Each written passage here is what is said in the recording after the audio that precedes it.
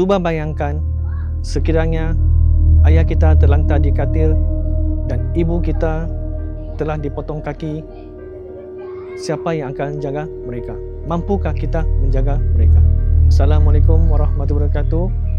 Hari ini kami berada di Kampung Kuala Juru untuk menziarah seorang pakcik dan makcik yang sedang diuji. Assalamualaikum warahmatullahi wabarakatuh. Waalaikumsalam. Ini nama apa? Hashimah. Hashimah. Okey, nama saya Ben. Kami nak datang ziarah ibu dan ayah lah. Boleh? Boleh kami masuk? Boleh, boleh. Okey, Hashimah. Macam kami datang sini untuk ziarah ibu dan ayah lah. So mungkin boleh bagi tahu, terangkan secara ringkas ayah sakit apa, ibu sakit apa? Sebelum ni dia sakit dia pergi hospital baru ni, pergi cek uric acid dia tinggi sampai 500 lebih. Ya, lepas tu dia dah macam dia sendiri yang sakit, dia sendiri dah tak mampu dah nak tahan sakit dia sendiri yang ajak pergi hospital. Cek sampai 500 lebih tu doktor tahan wad lah. Doktor tahan wad. Lepas tu dalam masa 2 minggu jugalah doktor tahan-tahan. Kiranya doktor dapat infect, dia ada kuman. Syakir kuman dalam paru-paru. Paru-paru ada infection? Ada infection, kuman apa semua. Jadi dia pun tahan dia lah untuk masa 2 minggu ni. Lepas tu kiranya lama jugalah.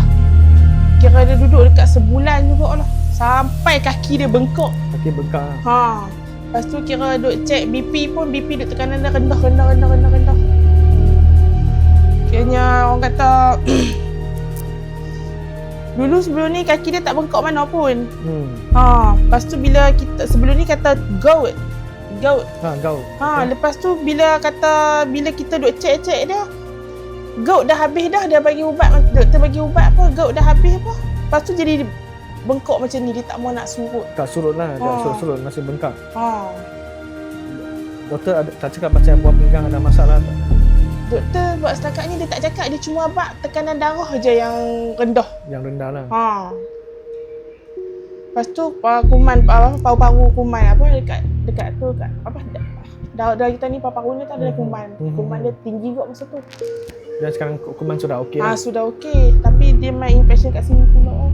Lepas tu kaki jadi macam tak boleh nak bergerak sangat. Dan bilakah dia tarikh next for check up atau follow up? 9 hari bulan 4. Bulan 4 lah. 6 hari bulan 4 ni kena ambil darah. Okey. Jadi kita orang akan telefon ambulans lah.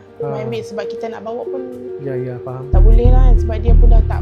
Dia macam bergantung kepada kita 100%. Saya nak pergi mandi pun kita kena angkat dia. Memang kena orang cakap peluk dia kuat-kuat lah. Dia tak boleh. Tak boleh ada risiko jatuh lah. Ya betul. Supaya kita pakai wheelchair biasa je. Patutnya kita orang pakai komod lah. Komod tak beli lagi. Itu satu berapa tu? Itu saya tengok dekat kedai 160 misalnya.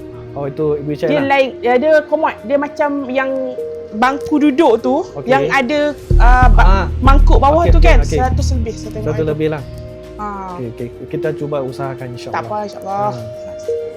Okey, Hashimah tadi beritahu saya ada 3 adik-beradik. Satu sudah kahwin. Ya, betul. Yang bongsu adik lelaki. Yang dia tak bekerja sebab ayah dan ibu bergantung 100% dengan kamu kan.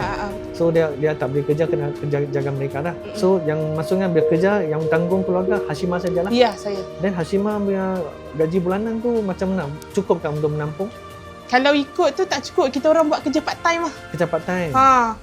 Ikutlah, kadang saya buat bouquet yang surprise delivery tu, saya buat sendirilah. Yang kita buat bunga gubahan tu kan, saya sendiri buat yang tu. Jadi mak saya yang bantu saya juga, walaupun keadaan dia macam ni, saya minta tolong dia bantu saya lah. Dan income part time memang kita tahu lah, memang struggling lah kan. Tapi kadang tak standing macam orang lain lah, tapi orang kata sekadar untuk duit poket sahaja.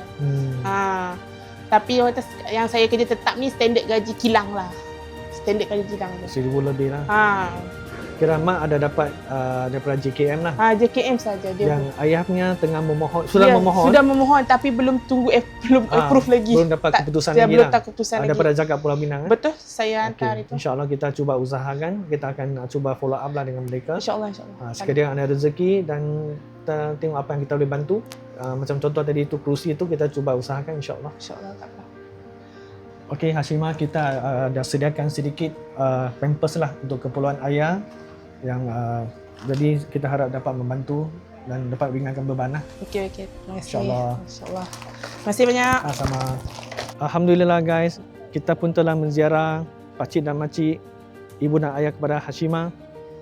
Jadi kita akan cuba follow up apa yang patut, seperti mana itu zakat punya permohonan, dan juga kita juga akan dapatkan itu kerusi untuk dia duduk di tandas. Dia kata dalam RM100 lebih, insyaAllah kita akan usahakan. Jadi tolonglah like, share dan follow. Semoga ramai orang yang akan dapat manfaat.